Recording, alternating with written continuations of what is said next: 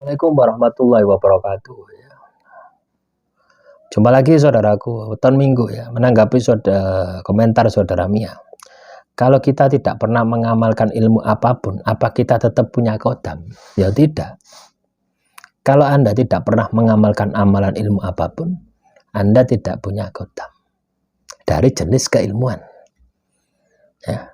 Tapi kalau Anda ya teman-teman weton minggu pernah datang ke dukun, minta usaha laris, minta supaya hajat saya lancar, Anda punya kodam, namanya kodam pengisian, kodam pemaharan. Atau Anda pernah pasang susu, pasang pagar badan, atau pasang pagar gaib rumah, Anda pasti punya kodam. Atau leluhur Anda dulu punya kodam, maka Anda pun juga akan punya kodam. Ya, kemungkinannya ya, ini kemungkinannya, tidak semuanya ya, tapi ada potensi itu ya. Atau Anda punya pusaka di rumah Anda peninggalan misalnya, atau Anda nemu, atau Anda beli, maka Anda juga akan diikuti oleh kodam. Jadi teman-teman weton minggu ya, keberadaan kodam ini ya, keberadaan kodam ini bisa berasal dari manapun itu. Ya, yang perlu kita khawatirkan bukan kodamnya. Kalau kodam itu pengaruhnya itu masih sedikit gitu. Tapi kalau itu sudah menjadi makhluk halus gitu, artinya kodam itu tidak berfungsi sebagaimana fungsinya. Anda punya pembantu tapi tidak memiliki fungsi sebagai pembantu. Harusnya pembantu bersih-bersih, setrika dan sebagainya, tapi tidak berfungsi sebagai pembantu. Apa yang terjadi? Hanya numpang makan, numpang tidur, otomatis ini akan memberatkan diri Anda. Pengeluaran Anda menjadi bengkak. Coba itu dibayangkan. Nah, kodam itu seperti itu. Ya. Jadi ketika kodam ini masuk dalam tubuh Anda, pasti bisa Anda gunakan. Tapi kalau itu tidak bisa Anda gunakan, misalkan Anda pasang susu supaya Anda cantik, berarti ketika Anda bisa menggunakan kodam itu, daya pikat Anda, adanya pasang susu tadi, itu kan berguna, memiliki dampak. Tapi ketika Anda tidak bisa menggunakan, berarti kodam itu sudah berubah menjadi makhluk halus. Lah inilah yang menjadi malapetaka. Kebanyakan ini, ya, orang tidak tahu kalau dirinya itu memiliki kodam. Atau orang itu tahu memiliki dirinya kodam, tapi tidak bisa memfungsikan. Artinya kodam itu sudah berubah fungsi menjadi makhluk halus. Lah kodam ini asalnya juga makhluk halus yang sudah ditundukkan, sehingga dia itu patuh terhadap perintah kita.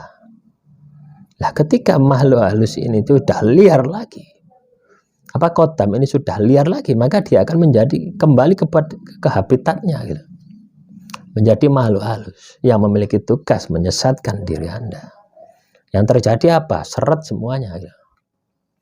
Lah inilah yang harus dipahami ya oleh teman-teman weton minggu ya, kaitannya dengan kodam ya. Bisa dipahami ya. Jadi tidak hanya dengan mengamalkan ilmu ya, ilmu saja ya. Kodam itu bisa berasal dari mana? Dari manapun ya.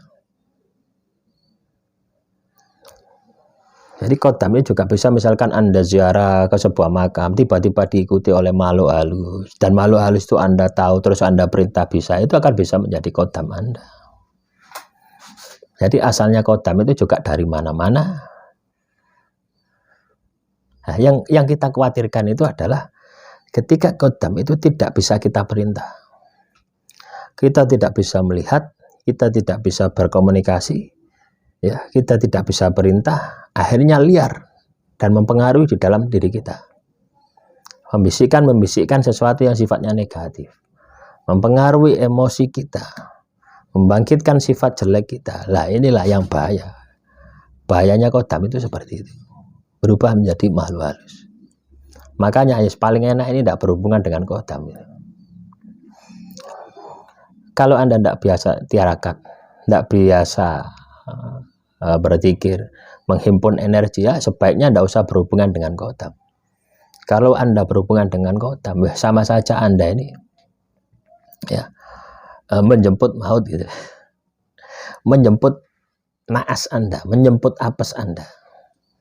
Nah, tentunya ini akan berbahaya. Nah, semoga ini bisa dipahami ya oleh teman-teman weton minggu kaitannya dengan kodam. Jadi kodam itu pengaruhnya itu seperti itu. Ya. Bisa dipahami ya.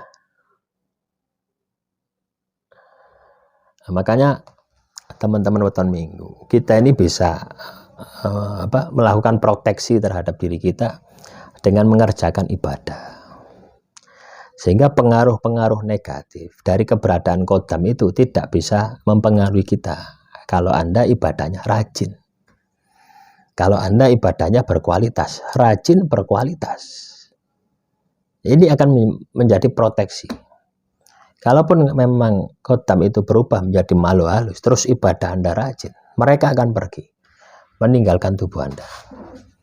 Tapi kalau kodam itu berubah menjadi malu halus, ibadah Anda tidak rajin, ya, tidak pernah ibadah, ya, maka Anda akan semakin tersesat, emosi Anda akan semakin labil, hidup Anda akan semakin berantakan, wes tidak karu-karuan. Ya, kalau tidak percaya silahkan dibuktikan. Anda periksa diri Anda gitu. Ya, kira-kira ketika Anda ini memahami tentang kodam, kira-kira ibadah Anda ini semakin rajin apa semakin malas ya? Kalau semakin rajin berarti kodam yang ada di dalam tubuh Anda itu positif. Tapi kalau semakin malas dengan adanya kodam berarti negatif. Secepatnya lakukan pembersihan. Puasa. Ibadah tirakatnya puasa. Ibadah tirakatnya puasa. Sampai Anda kembali normal. Ya. Berat teman-teman ya. Kalau kodam sudah masuk ke dalam tubuh kita itu berat untuk menyelesaikan. Untuk mengeluarkan. Karena apa? Ada ikatan batin.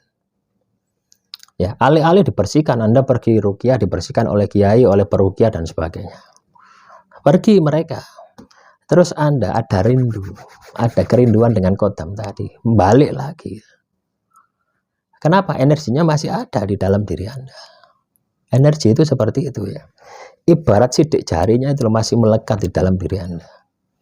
Ketika ada kontak batin, kontak rasa, datang. Kodam itu seperti itu, teman. Nah, hitungan detik, bukan hitungan menit. Kalau Anda sudah kontak rasa, hitungan detik datang. Nah, saya sudah uji coba ya, kirim kodam, tarik kodam itu saya sudah uji coba ya. Hitungan detik, bukan hitungan menit ya. Kalau Anda sudah bisa melatihnya ini. Ya, demikian yang bisa saya sampaikan. Semoga bisa memberi wawasan ya. Kurang lebihnya saya mohon maaf. Assalamualaikum warahmatullahi wabarakatuh.